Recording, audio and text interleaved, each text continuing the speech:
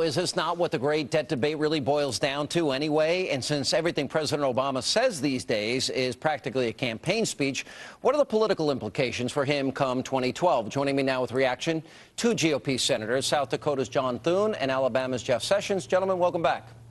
Good evening, Sean. I appreciate it. All right, Senator Thune, the Senate Democrats, your colleagues today, sent a letter to John Boehner, who's been fighting his own caucus, fighting conservatives, to try and make it that the country doesn't default after he passed the Ryan plan and cut cap and balance. The president still doesn't have a plan. Now that Harry Reid says dead on arrival, the president says he's veto, all 53 Democrats say no. Where do we go from here? The president sure hasn't provided any leadership in this, Sean. And fortunately, John Boehner and the House Republicans are stepping up to the plate again. That's what we've seen that repeatedly. You mentioned it. They passed a budget. They passed it on time. They passed the cut, cap, and balance bill, sent it to the Senate. Senator Reid tabled it. We didn't even get a chance to debate it and get an up and down vote on it. And so the House Republicans are once again assuming the responsibility for dealing with this crisis, dealing with this mess.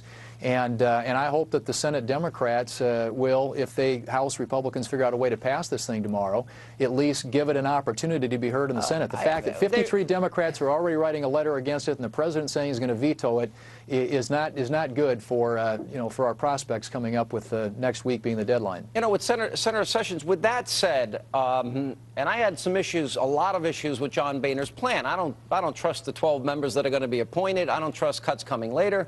And we had a very fruitful discussion about it on my radio show yesterday.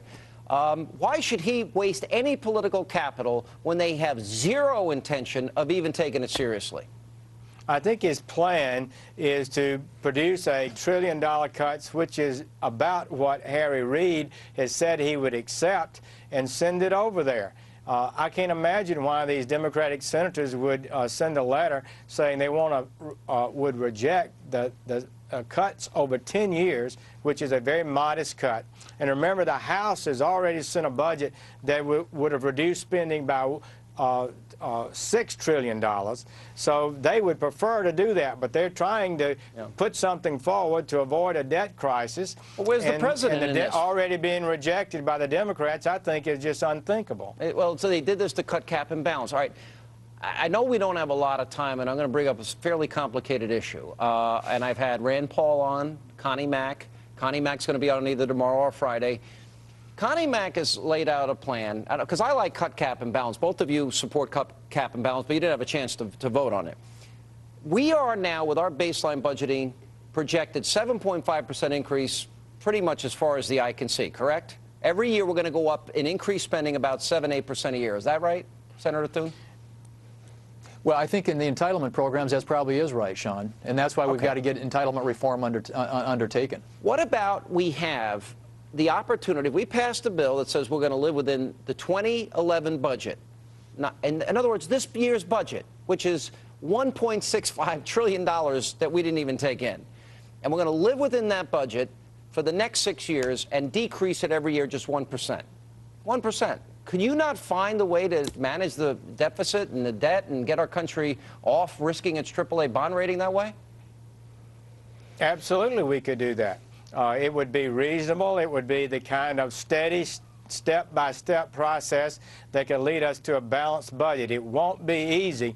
That's more significant, Sean, than it might appear, but it is doable, and that kind of thing and that kind of thinking is exactly the way we need to be approaching this. The problem is our Senate colleagues and the President want to tax more and spend more, not less, and they're rejecting anything that you send toward them that actually reduces spending. It would change the debt course of America. Your reaction, Senator Thune, and how did we get this deep into the process?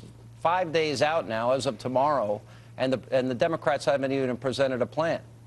Well, it starts with the budget, and the Senate Democrats haven't passed a budget since April 29th of 2009. It's been 819 days.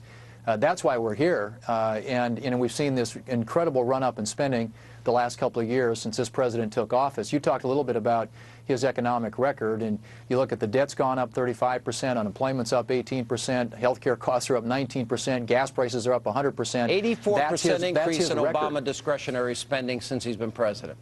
Exactly, and that's what's got to stop, and that's what we are at least trying to get bent back down in the right direction. We're doing it against big odds because he's got the bully pulpit in the White House, the Senate's control, or the Democrats control the Senate, but the House Republicans are doing everything they can to steer this debate, and we want in the Senate, we want to be able to have an opportunity to join them, and we hope that we'll get that chance when the Boehner plan comes our way. All right, gentlemen, senators, thank you both for being with us. Appreciate your time.